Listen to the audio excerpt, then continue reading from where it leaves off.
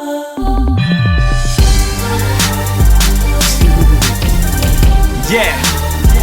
I want to invite you to something glamorous. What's next? I'm inspired by.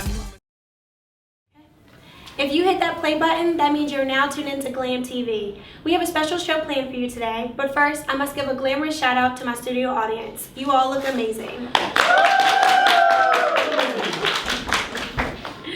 Author of God's Graffiti and nominee for the 45th NAACP Image Awards for Outstanding Literary Work, Romal Tune is on a mission of helping at-risk youth identify their God-given purpose. Definitely not shy about his own past, he's here today to discuss his latest work, God's Graffiti, and how your past doesn't define you. So please give another glamorous welcome to Mr. Romal Tune. Welcome to Glam TV. Thank you for having me. How you doing today? I'm doing well. Good. All right, so God's Graffiti, first book, such a profound work of art.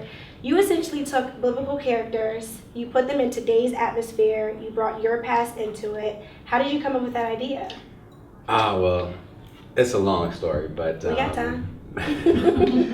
I was going through kind of a personal crisis at the time. My mom had passed, and when I was going to church, I couldn't get any real answers from people, and I felt like I was getting really trite responses, like, oh, we're sorry for what you're going through, we'll pray for you. And everybody kept saying that, but that's all church had to offer me at the time was, oh, we'll pray for you, we know it's hard. And I kind of needed more than that. I needed some people to identify with my pain and to share their stories of loss and how they got through it. But people kept their distance by, just saying, oh, we'll pray for you, and I needed relationship. So I stopped going to church, and I was also angry with God for taking my mom. She was formerly a substance abuser, and she had been clean for like 5 years, so we really had a great relationship. And then she died of lung cancer suddenly. She was given a year to live, and I went to see her, and she died a day after I got there.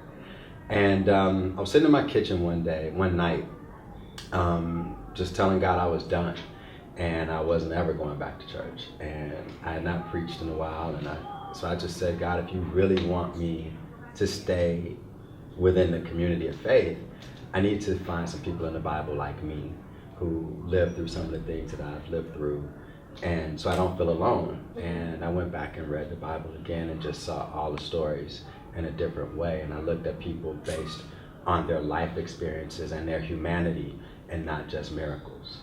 You have this transparency about you, not only, I guess, when you go into the different communities, but also in your book. So is there any particular character that you really identify with? Yeah, I think Jephthah probably was the one I identify with most, which was also the hardest chapter in the book to write. Why? Because it required more transparency than I'm used to.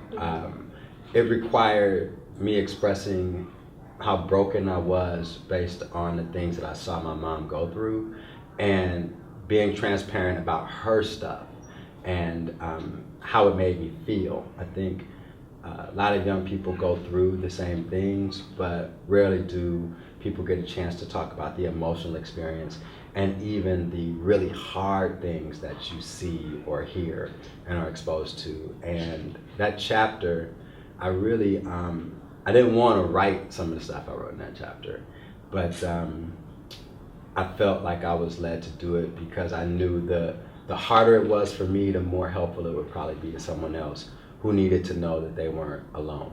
So my focus was on the reader and not on me. Are you shocked at just the response that you've gotten from God's Graffiti? I am. I thought it would do well. I thought it was good, but I've been really surprised. It's really been a blessing to see the impact on lives. The exposure in different parts of the country and now internationally has, taken me aback a little bit. I'm excited about it because I want as many people to connect with the content and use it as a tool to heal from their own past as possible. So when you wrote this story, was it therapeutic for you to kind of just sit there and put all your thoughts on paper and then collect it into one book? Yes, it was. It was therapeutic. Sometimes I go back and read parts of it and I have to put it down because it still brings back emotion.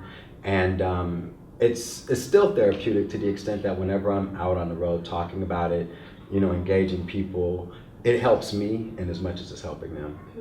Now, outside of your book, you also have Faith for Change, you have SWAG, Student with the Goal. So what are those different initiatives? Yeah, so Faith for Change is my nonprofit, and I started that about 4 years ago. It was really just my desire to give back, and I wanted to create just a structure so that I could give whenever I had it, to help kids like me through education, because education was really the primary tool for getting myself out of poverty, and the help of people who didn't know me but wanted to help me. So I kind of just want to continue to do that, do well and do good for people who otherwise wouldn't know me, but they need support to get through their education. And SWAG is a program of it, because I'm often in neighborhoods where, kids think it's not cool to be smart.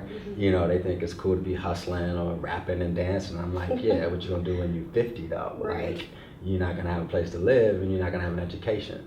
So I kind of was like, education needs a swag back, and just turned that into an acronym, Student with a Goal. The t-shirt line is used to raise money for schools that don't have the supplies, technology or scholarships and things of that sort. So we sell the t-shirts to raise money for schools. So SWAG, Student with the Goal, you have two ambassadors, Russell Simmons and Richard Sherman. Yeah. What was it about those two individuals that you reached out to them and was like, I want them to be a part of SWAG? So it's funny, I didn't reach out to them. They came to me out of nowhere. Oh. Richard Sherman was coming back to LA, home to Compton for Thanksgiving, and wanted something to do. And I guess his people were Googling different organizations. They found me through a Google search and called and were like, for Google. right? And they were like, hey, we heard about the organization. Richard loves it. You guys do anything for Thanksgiving? And it was like a week before Thanksgiving. So we couldn't pull it off. We said, well, what about in the off season after the Pro Bowl? He was cool with that. We set up a 3-school tour. So we hit his high school, Dominguez and Compton. We hit Bourbon Day and Watts. And then another program called, it's through this organization, Brotherhood Crusade, that helps first-time offender teenagers. Okay. All right, I want to play a game with you. Okay. You ready? Yeah. It's called hashtag this. Hashtag this, all right. Just pretend, for example, that the biblical characters that you used in your book, that they are alive, walking today, and they're tweeting on their phone, just like every other student would be doing. Okay. So you have to guess. I'm going to read a tweet, and you have to guess which character said it. Okay. Okay. Let me find it. Don't cheat. All right, the first one.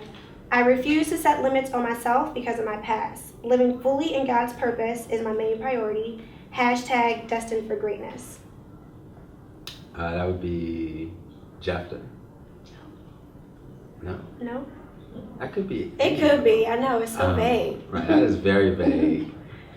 The Moses. title, yes, Wandering Towards Destiny. Okay. As a woman of faith, I refuse to let labels define me. In my imperfections, God sees my perfections. That's Rahab. Yes. The hashtag was everything, though. What's the hashtag? Flawless. Okay. Rahab. Lassie. Okay. From gang leader to a mighty warrior, the Lord will take a negative and turn it into a positive. Won't he do it? Well, I was letting her finish, but that's Jephthah. Who's next? Sierra. My past doesn't define me. I'm living unapologetically as myself to inspire others along the way. Hashtag made for a time like this. Oh, that's Esther. Des. Rejection, jail, can't. Did this character wear glasses? Des. Rejection, jail, can't trust my family, but I'm never giving up on my dreams. Hashtag dream chasing. Oh, that's Joseph. All right. Thank you, guys. All right, so shout out to my studio audience. So you obviously know your characters. Yeah, a little bit, I think. So can we expect anything in 2015, like a follow-up to God's Graffiti? Yeah, so we have a number of projects I'm working on right now. I'm actually working with a group of people to finish a devotional. Based on the book, it'll be 30 days of devotions for each chapter. And I'm working on the next book. It's kind of not a follow-up to God's Graffiti, it's a lot broader. more focused on my story. It's a series of stories from So more all throughout transparency my life. on you. A lot more. Some harder stories, some shocking stories. Some situations that they're all coming back to me the more, I write this book. So that's going to be out in about a year, maybe less. We're doing some programs that we're going to have online. One is helping young adults and adults write life strategic plans, starting with their own personal vision statements and mapping out, and as best they can, a strategy for their lives. And going to South Africa in November and taking God's Graffiti there and giving away some scholarships at 3 high schools to some students who have been accepted to college but don't have the finances. And so we're just gonna, put a little something. So you're on busy. it. Just keep it rolling. That's good though. Keep it rolling, keep the innovation going, and just never being afraid to try and not being afraid to fail. So what's one thing that you can say to the studio audience or just any youth out there where they're trying to find their God-given purpose? I think the key to finding purpose is really being courageous enough to try new things and just never doubting yourself. Just give it a shot, no matter what anyone else thinks or says, and just believing in yourself in spite of yourself. Sometimes you have to fight back against those negative opinions that you have of yourself and believe that you're already good enough. All right, well, I appreciate you being here today. Thank you so much for speaking with us about God's Graffiti. At home or wherever you are in the digital space, God's Graffiti is now available on Amazon. Click the link below. And for more information on Romal Tune, visit www.romaltune.com. I'm Kyla, Miss Jones, Glam TV. See you soon. Very sweet. All right. Okay. From daddy issues to expressions of love, we just couldn't stop talking to Romal Tune. Stay tuned for more information so you can hear more from this author.